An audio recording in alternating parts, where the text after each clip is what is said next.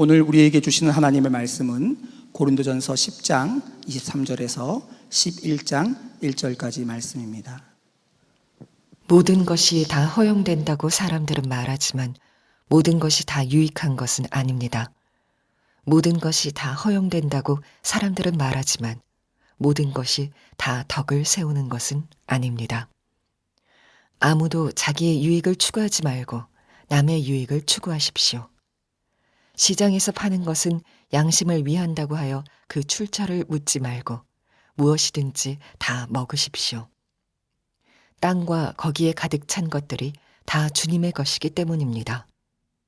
불신자들 가운데서 누가 여러분을 초대하여 거기에 가고 싶으면 여러분 앞에 차려놓은 것은 무엇이나 양심을 위한다고 하여 묻지 말고 드십시오. 그러나 어떤 사람이 이것은 제사에 올린 음식입니다 하고 여러분에게 말해주거든 그렇게 알려준 사람과 그 양심을 위해서 먹지 마십시오. 내가 여기에서 양심이라고 말하는 것은 내 양심이 아니라 다른 사람의 양심입니다. 어찌하여 내 자유가 남의 양심의 비판을 받아야 하겠습니까? 내가 감사하는 마음으로 참여하면 내가 감사하는 그 음식 때문에 비방을 받을 까닭이 어디에 있습니까? 그러므로 여러분은 먹든지 마시든지 무슨 일을 하든지 모든 것을 하나님의 영광을 위하여 하십시오. 여러분은 유대 사람에게도 그리스 사람에게도 하나님의 교회에도 걸림돌이 되지 마십시오. 나도 모든 일을 모든 사람의 마음에 들게 하려고 애씁니다. 그것은 내가 내 이로움을 구하지 않고 많은 사람의 이로움을 추구하여 그들이 구원을 받게 하려는 것입니다. 내가 그리스도를 본받은 사람인 것과 같이 여러분은 나를 본받는 사람이 되십시오. 오늘 주님이 우리에게 주시는 말씀의 핵심은 하나님의 영광을 위해서 살라는 것입니다.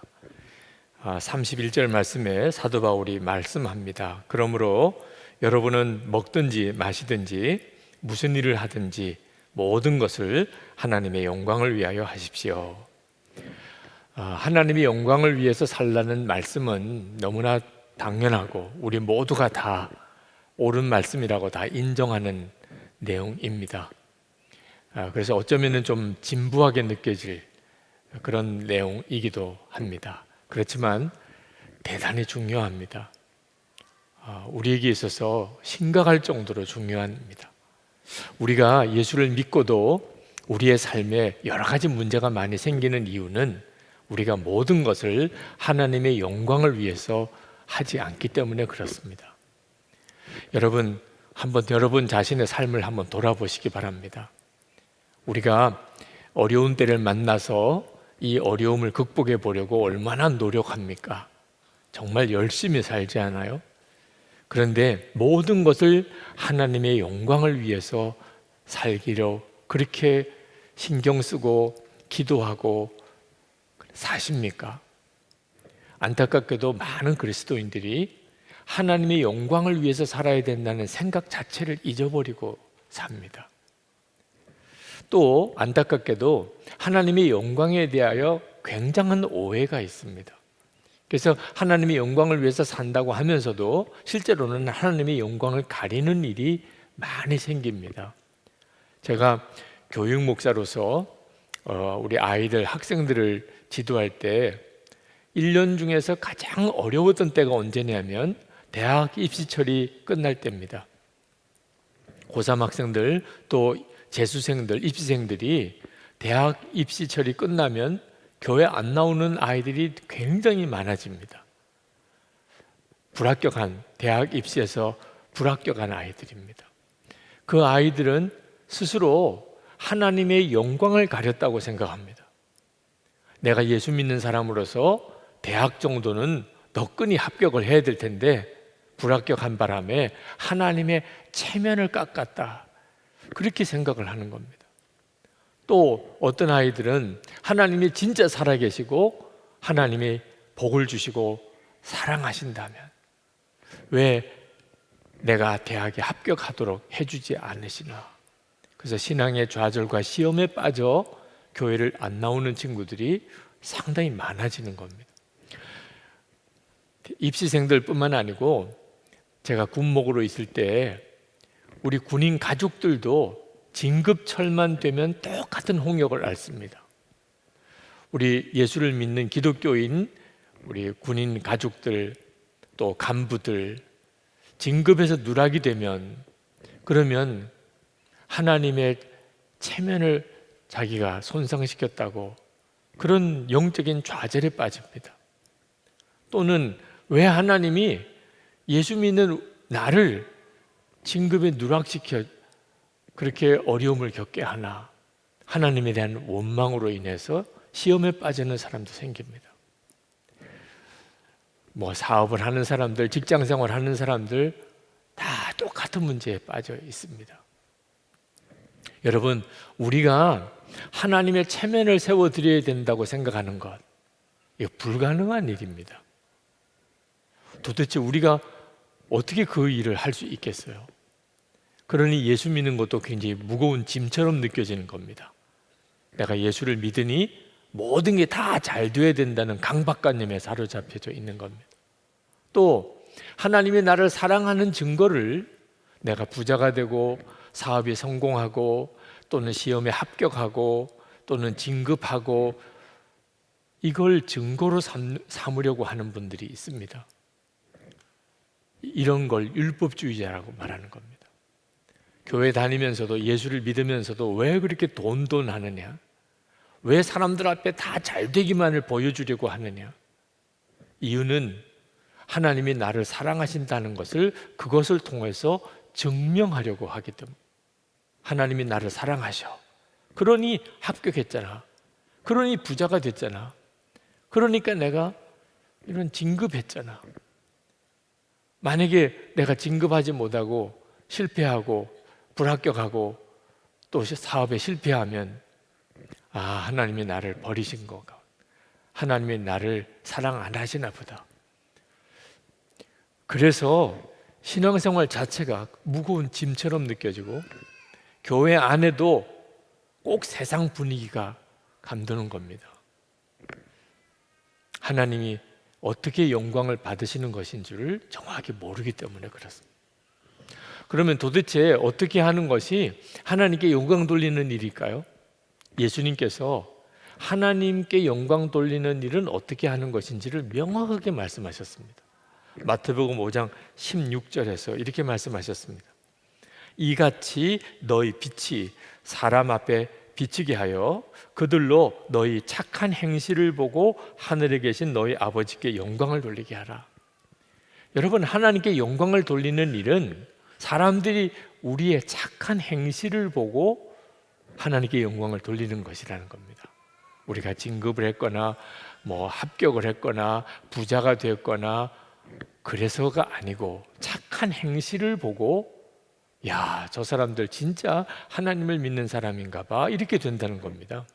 사도 바울은 이것을 이렇게 표현을 했습니다. 24절에 아무도 자기의 유익을 추구하지 말고 남의 유익을 추구하십시오.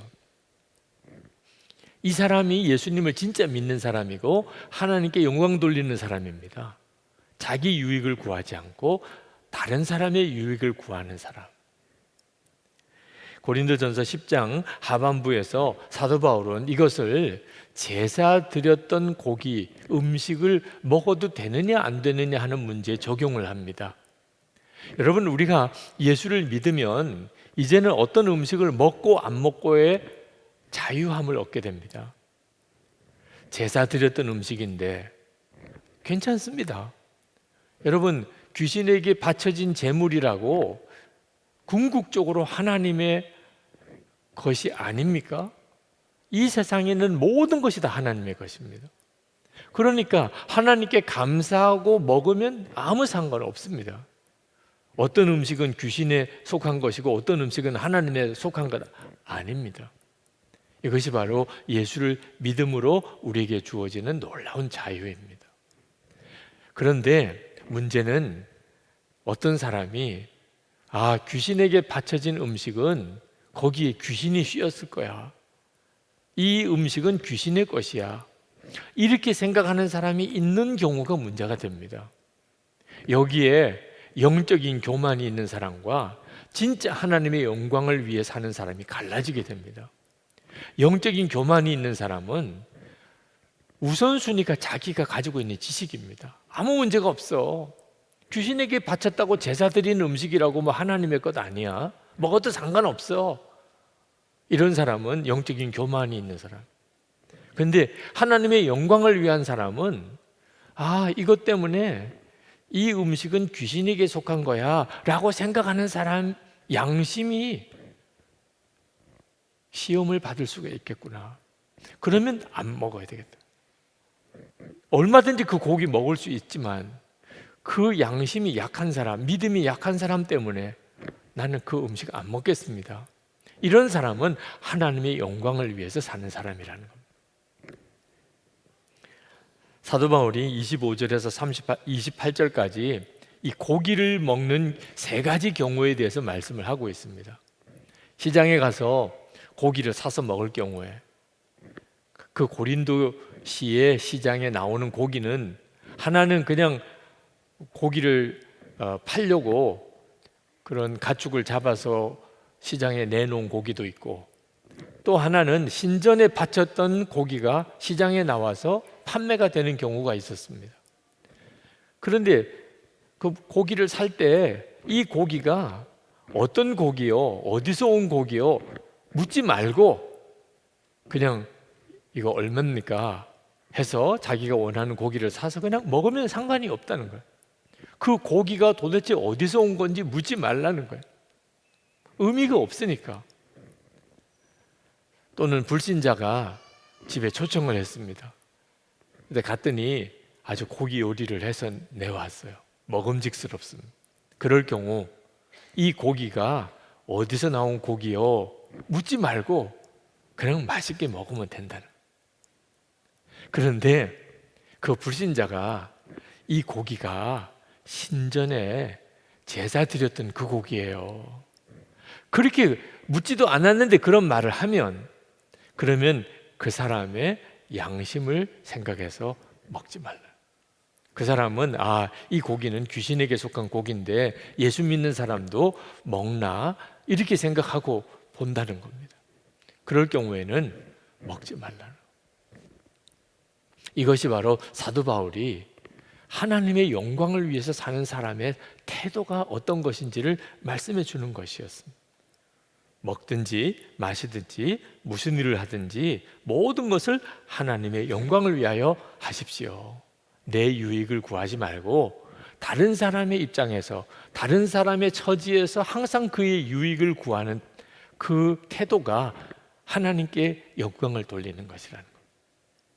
사도 바울이 이렇게 살았던 이유는 어떤 사람에게든지 교회에든지 사도 바울이 걸림돌이 되지 않기 위해서 그랬다는 겁니다.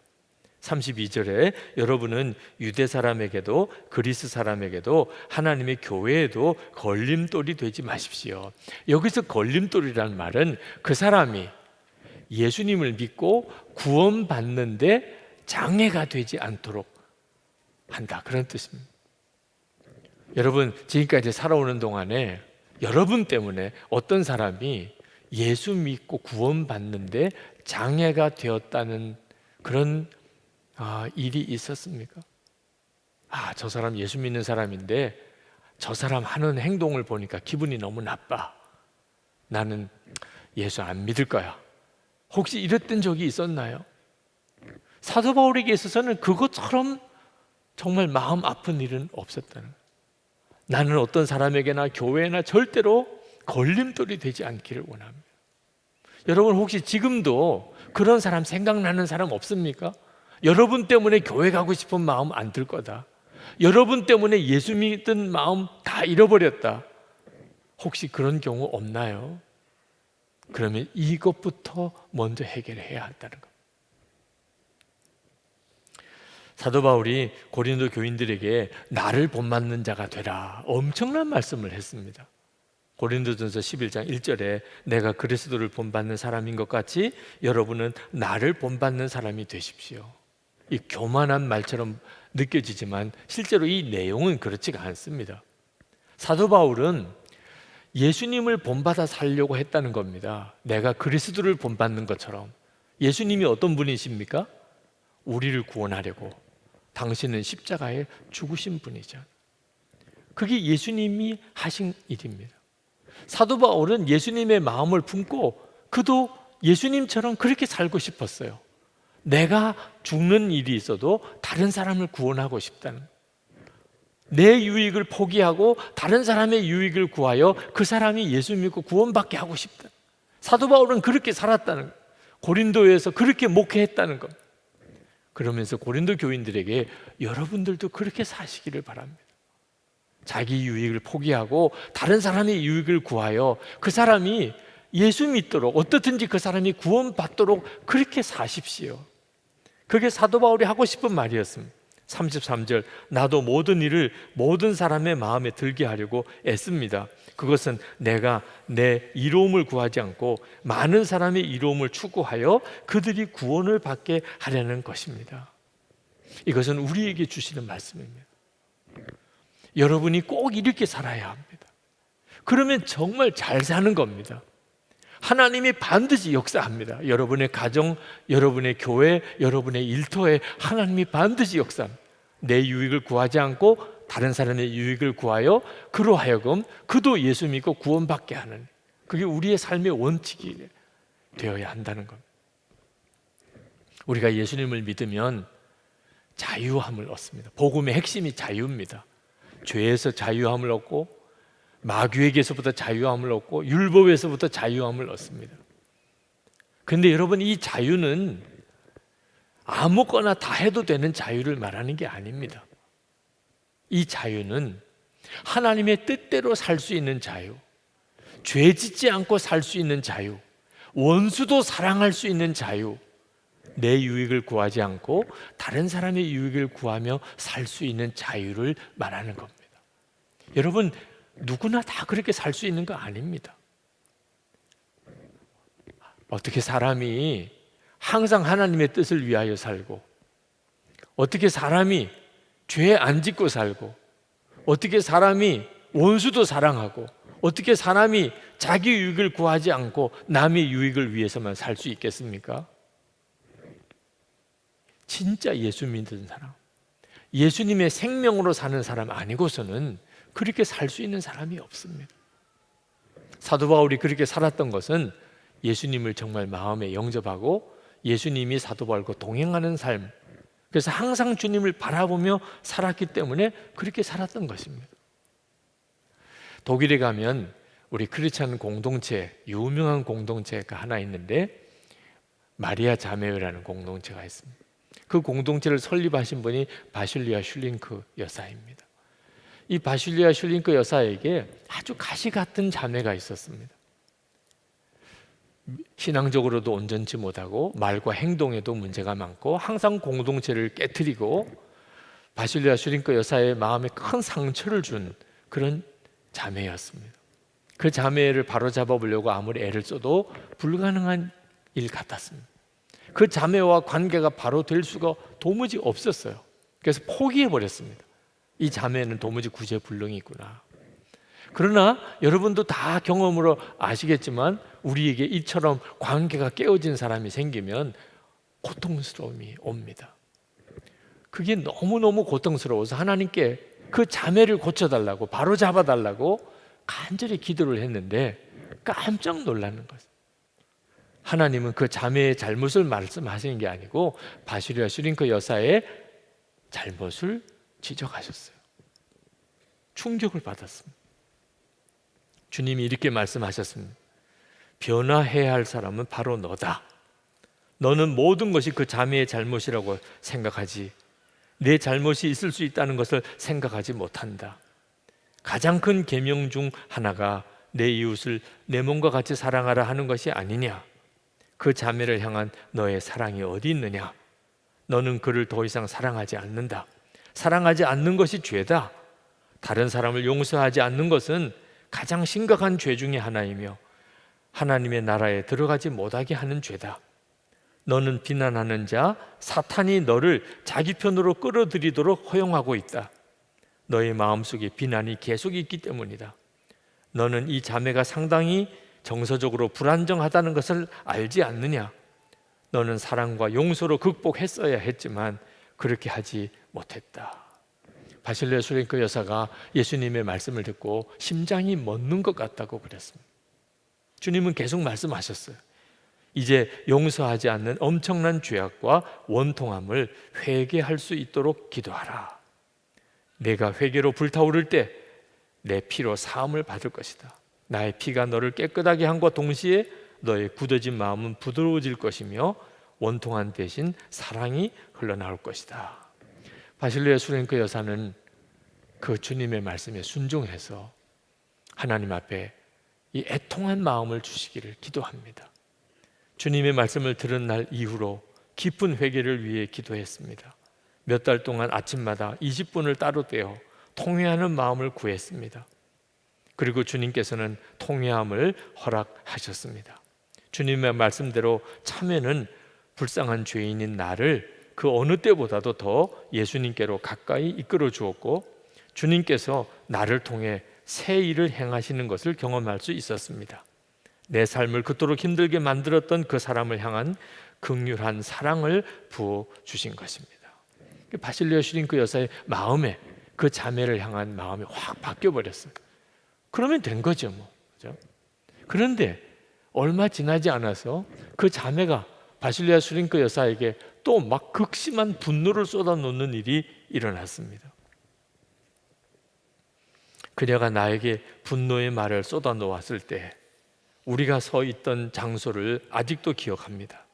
그때 나 자신도 놀랍게 느껴질 정도로 화가 나기보다 내 안에 긍휼과 자비로운 사랑이 솟아나는 것을 느꼈습니다. 내가 그녀를 끌어안고 입을 맞추자 그녀는 놀란 눈으로 나를 바라보았습니다. 그날 이후로 어떤 변화가 일어났습니다. 우리의 관계는 더 이상 치료할 수 없는 것이 아니었습니다. 사랑으로 하나 될 수 있다는 희망이 일어났습니다. 이전에는 오직 그 자매가 무엇을 한 것과 그가 내게 잘못한 것만 보였는데 갑자기 나의 잘못을 보게 되었고 내가 죄인인 것을 깨달으면서 그녀에게 용서를 구할 수 있었습니다. 진심으로 그렇게 해야 한다는 느낌이 생겼고 이것이 그녀의 마음을 열게 했습니다. 시간이 지나면서 우리의 관계는 점점 더 좋아졌고 그녀도 완전히 변했습니다.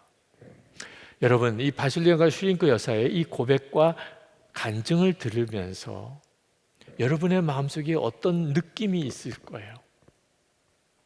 이 고백과 간증을 통해서 여러분에게 어떤 감동이 느껴졌을 거예요. 그게 뭐지요? 그게 바로 하나님의 영광이 드러나는 거죠. 주님이 하셨구나. 그죠? 이건 주님만이 하실 수 있는 일이야. 그게 깨달아지는 순간에 은혜가 오고 감동이 일어나는 것입니다. 이렇게 하나님의 영광이 드러나는 것입니다. 그러나 아무리 감동적이라도 이거는 억지로 우리가 만들어낼 수가 없는 거예요. 노력해서 이런 역사가 일어나지 않습니다. 이 일은 오직 한 경우에만 일어나요. 정말 예수님을 만난 경우입니다. 주님을 바라보는 눈이 뜨인 경우예요. 주님이 함께 계시는 것이 바라보아지면 그러면 우리는 어떤 사람에게도 주님께 하듯이 하게 됩니다. 그 사람이 아무리 나쁜 사람이라 나에게 아무리 원수같이 했다 하더라도 그를 주님께 하듯이 대하게 돼요. 에베소서 6장 7절에 기쁜 마음으로 섬기기를 죽게 하듯 하고 사람들에게 하듯 하지 말라. 여러분, 오늘 저녁에 가족들과 함께 식사를 할 수 있을 겁니다.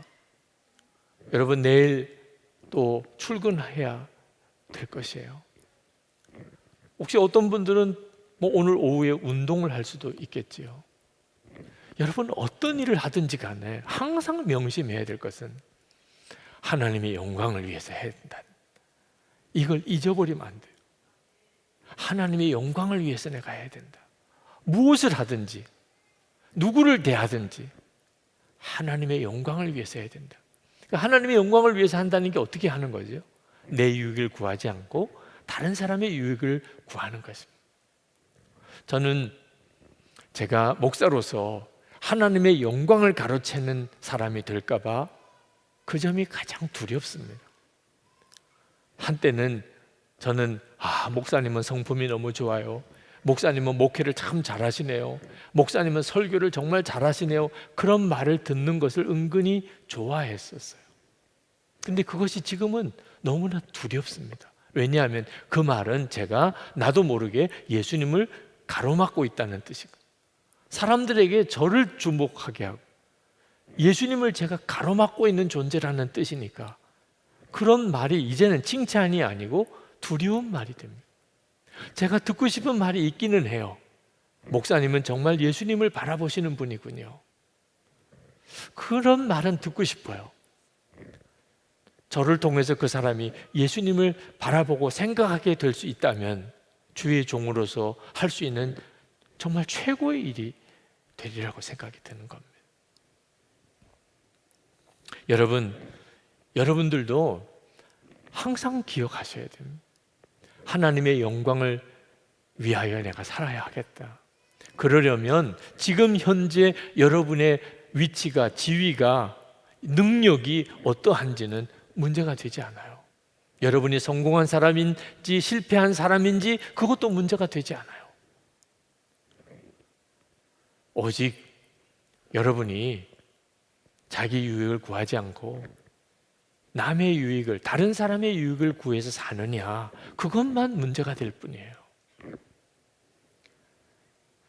여러분, 언제나 주님을 바라보는 사람 되어야 합니다. 주님이 뭘 원하시는지만 항상 생각해야 합니다. 그 다음에 주님이 여러분의 인생을 책임지세요. 주님께서 하신 말씀 한 구절을 읽고 오늘 말씀을 마무리하려고 합니다. 마태복음 5장 39절부터 말씀입니다. 나는 너에게 이르노니 악한 자를 대적하지 말라. 누구든지 내 오른편 뺨을 치거든 왼편도 돌려대며 또 너를 고발하여 속옷을 가지고자 하는 자에게 겉옷까지도 가지게 하며 또 누구든지 너로 억지로 오리를 가게 하거든 그 사람과 십리를 동행하고 내게 구하는 자에게 주며 내게 꾸고자 하는 자에게 거절하지 말라. 또 내 이웃을 사랑하고 내 원수를 미워하라 하였다는 것을 너희가 들었으나 나는 너희에게 이르노니 너희 원수를 사랑하며 너희를 박해하는 자를 위하여 기도하라. 이같이 한즉 하늘에 계신 너희 아버지의 아들이 되리니 이는 하나님이 그 해를 악인과 선인에게 비추시며 비를 의로운 자와 불의한 자에게 내려 주심이라. 여러분이 정말 하나님의 사랑하는 아들이요 딸이라는 것만 사람들에게 분명히 드러낼 수 있다면 정말 잘 사시는 거예요. 그 다음에는 하나님이 하십니다. 여러분 자신의 유익을 구하지 않고 가정에서 가족들, 다른 배우자를 위해, 부모를 위해, 자녀를 유익을 위해서 사는 것이 우리가 사는 유일한 방법. 교회 안에서 성도들 사이에 내 유익을 구하지 않고 내 주장, 내 고집을 내세우지 않고 상대방을 항상 배려하며 사는 것입니다. 그것이 가장 주님 앞에 잘 사는 것입니다.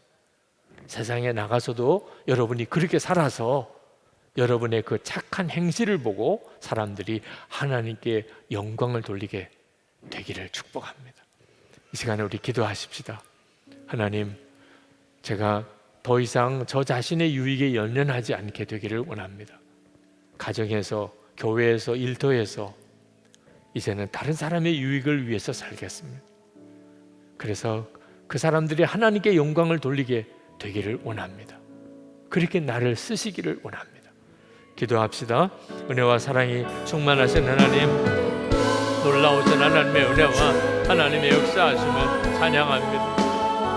나의 주, 나의 하나님, 글과 은혜로 더욱 함께 하소서. 오늘도 주님 앞에 나와 예배하는 사랑하는 모든 성도들을 하나님 주의 은혜로 덮어주소서.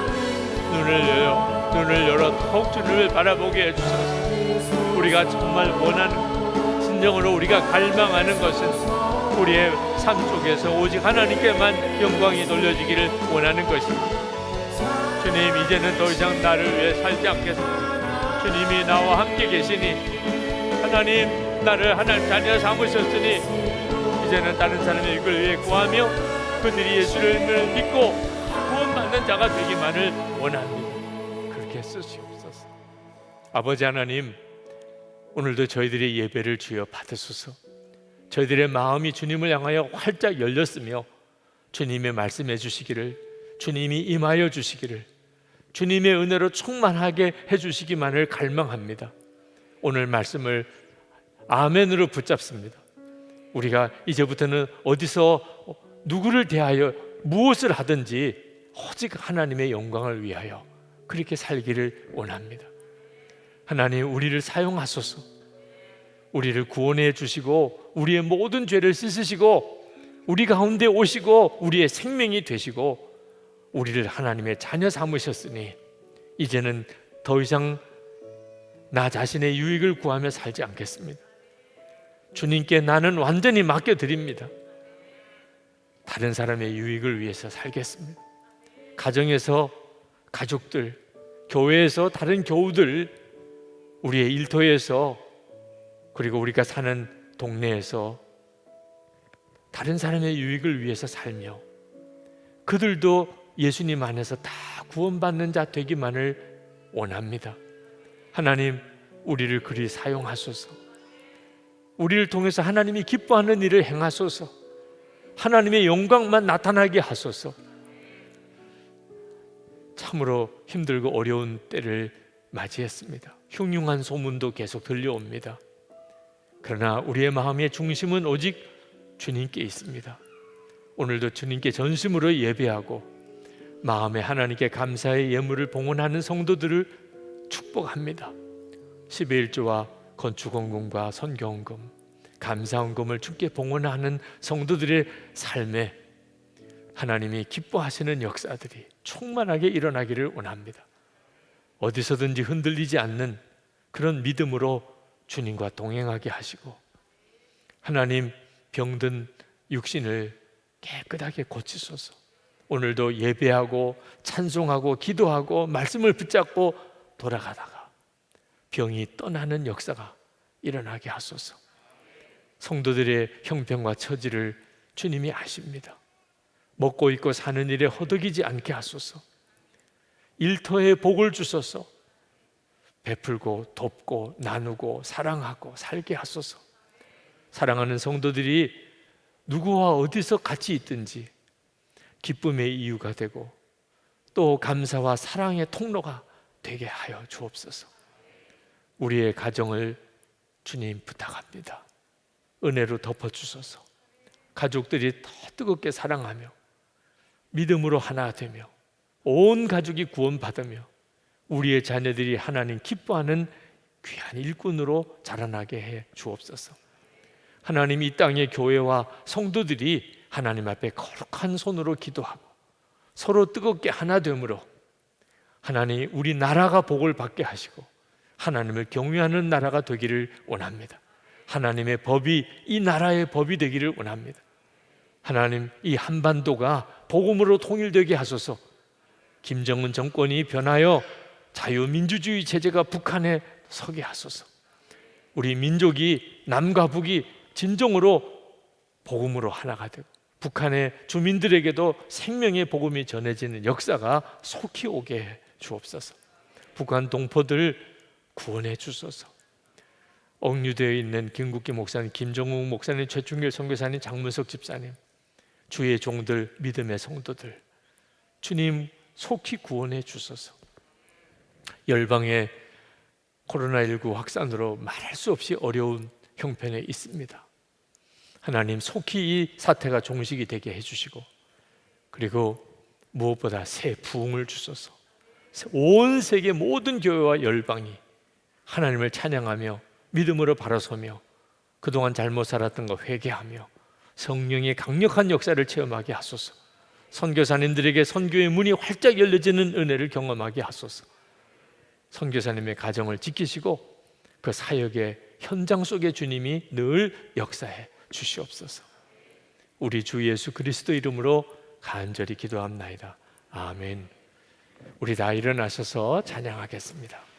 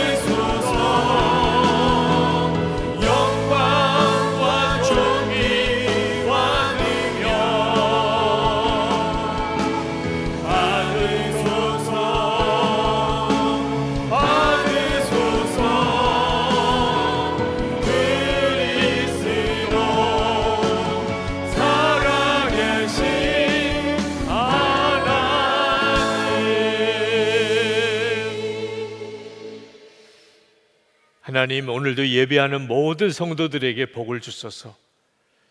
부속실에 있는 성도들에게도, 생방송으로 지금도 예배하는 성도들에게도 주여, 주의 은혜와 복으로 충만하게 하소서. 주 예수님의 은혜와 하나님의 사랑하심과 성령의 교통하심이 충만히 함께 계시기를 축원하옵나이다. 아멘.